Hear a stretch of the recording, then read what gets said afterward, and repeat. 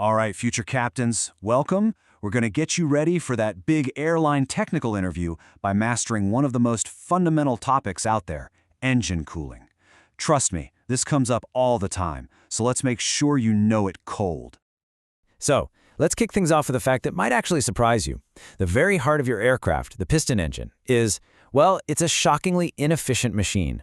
For all the incredible work it does, the vast majority of the energy it produces isn't pushing you forward. It's just raw and potentially very damaging heat. Just look at this number, 25 to 28%. That's it. That's the maximum thermal efficiency you're getting from your typical piston engine. This is such a crucial number to understand because it means only about a quarter of all that expensive fuel is doing any useful work. To put it another way, for every 4 liters of fuel you pump in, 3 of those liters are basically just trying to cook your engine from the inside out. This is exactly why engine cooling isn't some optional extra. It's absolutely fundamental to keeping that aircraft safely in the air. So, okay, what's the big deal? What happens if we just let that heat build up? Well, it's not just about losing a little performance. The consequences can be absolutely catastrophic, leading to a whole cascade of failures that can seriously endanger the aircraft. All right, these are the big 4, the absolute showstoppers that an examiner is going to grill you on. First, things can literally start to break. Second, your oil gets too hot and stops being slippery, which is, its only job. And then we have the 2 big ones, pre-ignition and detonation. I guarantee you'll be asked to explain the difference. So remember it this way. Pre-ignition happens before the spark plug even gets a chance to fire. Detonation is a violent, uncontrolled explosion after the spark. Get that difference down cold. Okay, so we've got this massive heat problem. Now, how do we solve it? Well, engineers basically came up with 2 main philosophies to fight the heat. It's really important to understand both, but it's even more important to know why the plane you're flying is almost certainly air-cooled. Let's do a quick comparison. On one side, you've got liquid cooling. Yeah, it's more efficient, gives you tighter temperature control, but it brings along a whole bunch of baggage. Literally.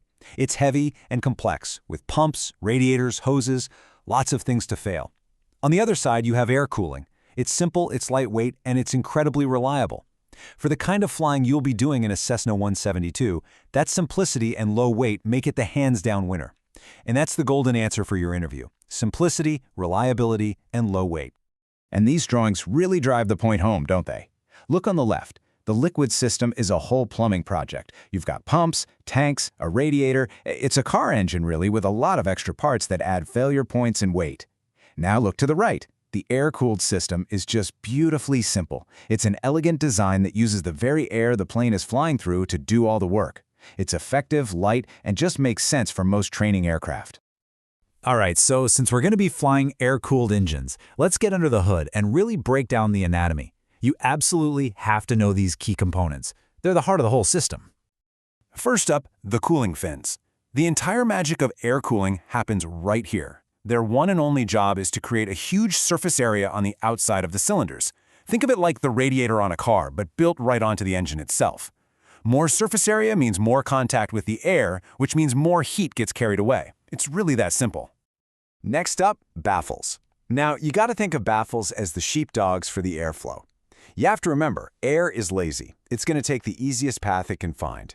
Without baffles, it would just zip past the front cylinders and completely ignore the ones in the back, leaving them to overheat. These simple metal plates force that air to snake around every single cylinder, making sure everyone gets cooled evenly. That's why a cracked or missing baffle isn't just a minor thing. It's a major problem waiting to happen. And finally, we have the parts you can actually control, the cowling and cowl flaps. The cowling is the entrance. It's designed to scoop up that incoming air and funnel it right where it needs to go. The cowl flaps are the exit doors at the back. By opening those flaps, you create a low-pressure zone at the back, which literally sucks the cooler, high-pressure air from the front right through the engine compartment. It's a very clever bit of aerodynamic engineering. Okay, so knowing the parts is great for the exam, but knowing how to use them, well, that's what separates a student from a pilot. This is where the theory hits the real world. Let's get into the cockpit and talk procedure. This is a critical procedure and a guaranteed interview question. Think about your takeoff. You're at full power, generating a ton of heat, but you're moving relatively slowly, so there's not much natural airflow. It's the worst-case scenario for heat. That is why you must have those cowl flaps wide open. As you climb and your airspeed increases, you get more help from that ram air. Now you can start closing the flaps, which cleans up the airplane, reduces drag, and helps you fly more efficiently. Now, let's talk about something that can wreck an engine in a hurry. Thermal shock. This is a huge deal, especially on your descents. Imagine you're coming down from altitude. If you just chop the power to idle and let the speed build up, you're basically blasting your very hot engine with freezing cold air. That rapid temperature change can cause the metal of the cylinders to crack. It's a very real danger that you have to actively manage by being smooth with your power changes and planning your descent.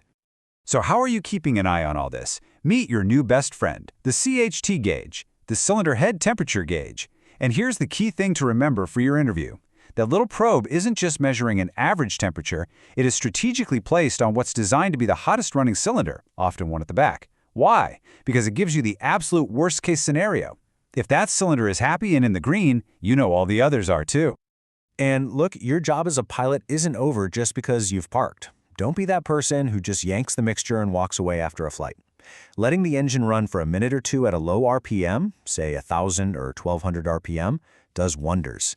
It allows all those internal temperatures to normalize and cool down gradually, which prevents a lot of stress on the metal and keeps the engine healthy for the next person. Okay, let's wrap this up. If you remember nothing else for your exam or interview, remember these key points. 1. Your engine is mostly a heater, only 25–28% efficient. 2. Know the difference between pre-ignition and detonation. 3. Air cooling works because of fins, baffles, and the cowling. 4. Cowl flaps are open for takeoff and climb. 5. Avoid thermal shock on descents. And 6. Your CHT gauge is your guide. Master these and you'll be in great shape. So I'm going to leave you with a real-world scenario to think about. Picture this. It's a scorching summer afternoon in Delhi, 45 degrees out. You're sitting on the taxiway, number 10 in line for takeoff. You're barely moving, just inching forward, with almost zero airflow going into the engine. At that very moment, what is the single most important instrument on your panel? Your airspeed indicator or your CHT gauge? Think about it. Blue skies.